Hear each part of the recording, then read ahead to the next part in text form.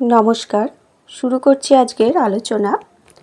মঠ যখন বরাহনগরে ছিল তখন স্বামী নিরঞ্জনানন্দ একদিন এক ছোট ঠোঙ্গায় করিয়া শ্রী শ্রী ঠাকুরের ভোগের জন্য সন্দেশ আনিতেছিলেন।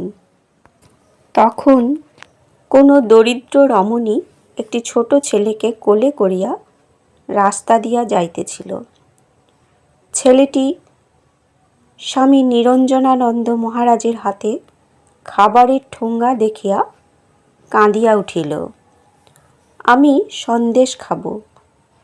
মা যত শাসন করে ছেলের কান্না ততই বাড়িয়া চলে।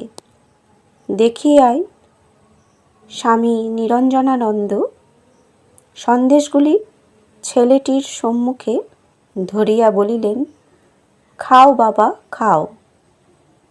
কথা শুনিয়া রমণী বলিল, না বাবা, তুমি ঠাকুর সেবার জন্য সন্দেশ নিয়ে যাচ্ছ, এ খেলে ছেলের অমঙ্গল হবে। তখন মহারাজ বলিলেন, না মা, ছেলের কোনো দোষ হবে না, ও খেলেই ঠাকুরের খাওয়া হবে। এই বলিয়া ঠোঙ্গাটি বালকের হস্তে দিয়া পুনরায় ঠাকুরের জন্য সন্দেশ সংগ্রহ করিতে চলিয়া গেলেন। ঠাকুরের ইচ্ছা ছিল তাঁহার পূত দেহাবশেষ গঙ্গা তীরে সমাহিত হয়।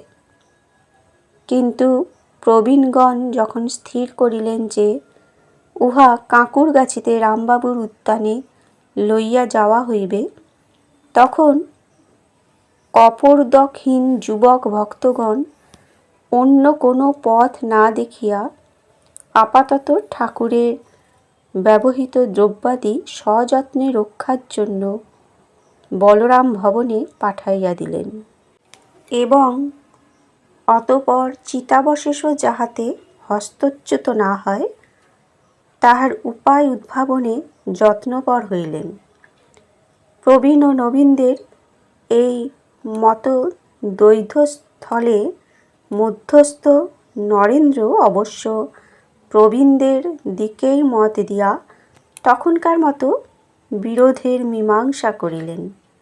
কিন্তু ইতোমধ্যে শশী ও নিরঞ্জন গোপনে পরামর্শ করিয়া একটি নূতন পাত্রে অর্ধেকেরও উপর ভস্মাবশেষ ও অস্থি নিচয় সরাইয়া রাখিলেন এবং যথাকালে অবশিষ্ট অস্থিপূর্ণ পূর্বের তাম্র কলসিটি প্রবীণদের হস্তে তুলিয়া দিলেন। শশী ও নিরঞ্জনের সংরক্ষিত অস্থি পরে আত্মারামের কৌটায় করিয়া আচার্য বিবেকানন্দ বেলুড় মঠে আনেন। ইহা অদ্যাপি তথায় রহিয়াছে। শ্রী শ্রী মাতা ঠাকুরানীর প্রতি স্বামী নিরঞ্জনানন্দের শ্রদ্ধা ছিল অনুপম। ইহার উল্লেখ করিয়া স্বামী বিবেকানন্দ একবার একখানি পত্রে তাহার অননুকরণীয় ভাষায় লিখিয়াছিলেন, নিরঞ্জন লাঠিবাজি করে কিন্তু তার মায়ের উপর বড় ভক্তি, তার লাঠি হজম হয়ে যায়।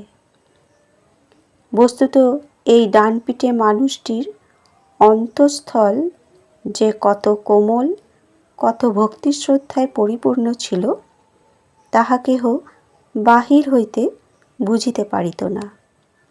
শ্রী শ্রী ঠাকুর তাহার অনন্ত ভাব লোক সমক্ষে প্রকটিত করিবার জন্য যেসব সাঙ্গপাঙ্গকে লইয়া আসিয়াছিলেন তাহাদের প্রত্যেকেরই চরিত্র লোকাতীত এবং বিস্ময়কর।